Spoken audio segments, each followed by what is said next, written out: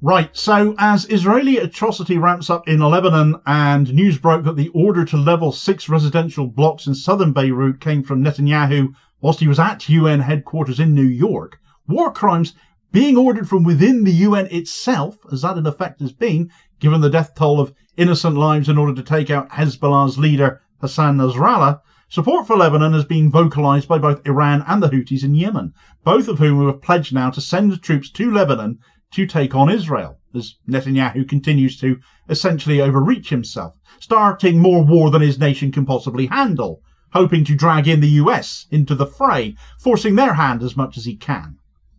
However, the Houthis, having demonstrated only the other week that they were capable of firing missiles as far as Tel Aviv, needn't wait until they are in Lebanon to cause Israel further headaches, it seems.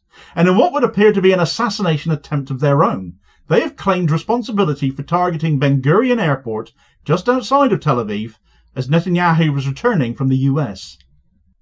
Right, so it was only a couple of weeks ago now that the Houthis in Yemen announced the fact that they had this hypersonic missile, didn't they, when 2 million residents of Tel Aviv were sent scattering at around 6:30 a.m. in the morning for the cover of shelters as air raid sirens went off and a missile struck just outside of Ben Gurion Airport, where some media report it came down in an uninhabited area near Tel Aviv, implying Houthi inaccuracy perhaps, wishful thinking on their part maybe, or that this was just a flex rather than a shot with intent. That was the official line of the Israeli army. The missile, according to sources such as the Cradle, actually came down in the town of Kfar Daniel in an area not far from Tel Aviv's main Ben Gurion airport. And as multiple video clips following the impact have shown, the strikes caused fires in nearby forested areas, and they caused significant damage to a train station in another town nearby called Madin, where a section of the track was actually photographed and videoed as well, I believe. It seemed to be set on fire. Well, the question was asked back then, well, I wonder if the Houthis have any more of these? And that question appears to have been answered now. It very much appears that yes, they do. They called their hypersonic missile the Palestine II, very on the nose, very clear as to why they have them, what they plan to use them for, all in support of Palestine, Gaza and the West Bank, both having seen Israeli atrocity meted out to varying degrees, not just since October 7th, of course, but going back decades. However, as much as global focus, as much as it remains on Gaza particularly, it now is also turning increasingly to Lebanon, where that assassination of Hezbollah leader Hassan Nasrallah saw the largest attack on Lebanon by Israeli forces since the 2006 war between those two nations, and which cost reportedly the lives of some 2,000 civilians in order to succeed in taking out Nasrallah, the people who were in those 6 tower blocks that got flattened. Those deaths all ordered by Netanyahu whilst he was sat at the UN himself.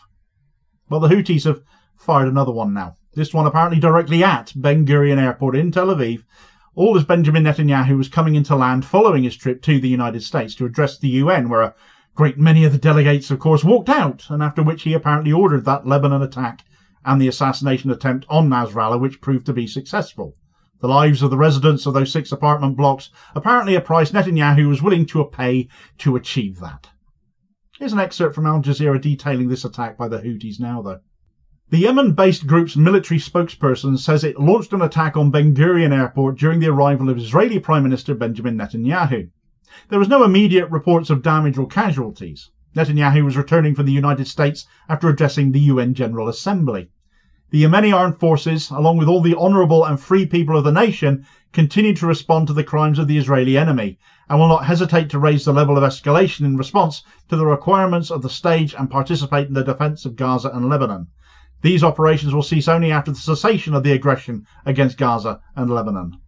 Now, despite Israel not having a cat-in-hell's chance of stopping one of these missiles when fired at them previously, they travel stupidly fast, can change direction and fly low, they do claim to have intercepted this one. And I have seen an image of a big chunk of this alleged missile that ended up landing near Jerusalem, which has you wondering, was this really one of the same sort of missiles, and Israel either got lucky or came up with a response to these missiles already, or was it not the sort of missile the Houthis are claiming it was and they shot something else? Either way, it looks like this time the missile did not find its target.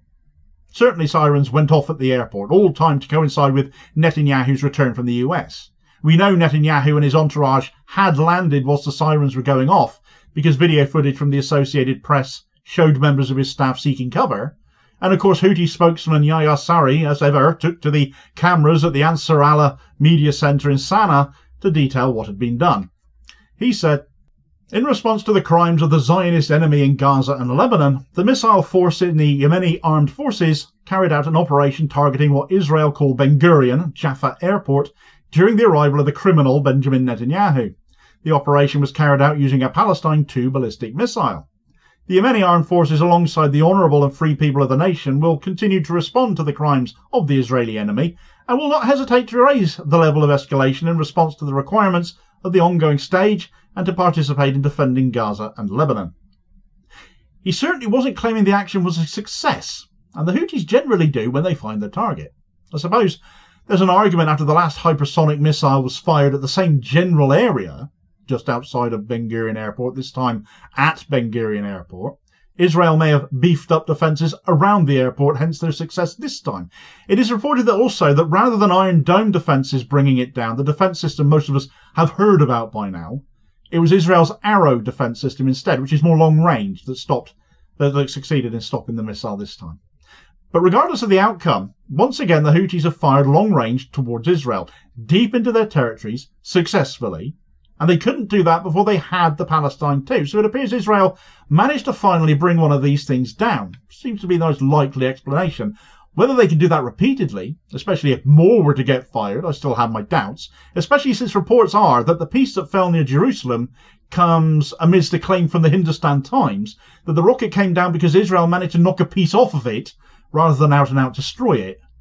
But for as much as Israel tends to, or continues to ramp up tensions, refuses to de-escalate, continues to incite tensions and widen its aggression, so will those organising against them. There will be more of them. Hezbollah have already retaliated overnight. They are much closer, much better armed, and with Nasrallah dead, they've been let off the leash, and attacks on this scale will only continue to occur or worsen, whilst Netanyahu refuses point blank to engage honestly in any ceasefire talks and dealings, even if these other axis of resistance, as Iran likes to refer to them, parties like Hezbollah, like the Houthis, will even willingly engage in them now after this assassination has just happened. Netanyahu doesn't want it. His government will collapse if he were to make any concessions along the lines of a ceasefire anyway, and work towards an end to hostilities. It simply won't happen, regardless of how other parties might now view this.